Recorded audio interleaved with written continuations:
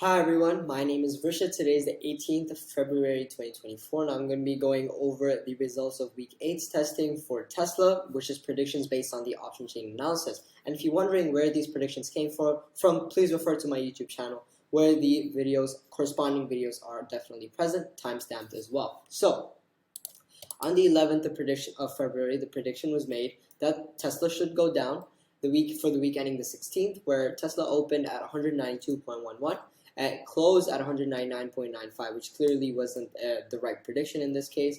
So P&L was actually a loss of 7.84 US dollars, which in percent is minus 4.08%, bringing our cumulative P&L down to positive 19.45%.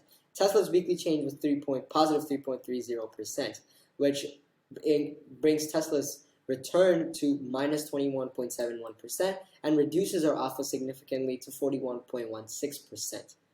And if you obviously want to learn more about these predictions, please go view the videos. And there are plenty of other videos on my channel which are both informative and results of other testing. So if you are interested in that, go visit the channel for sure. But until then, thank you for watching, enjoy, and I will see you in the next video.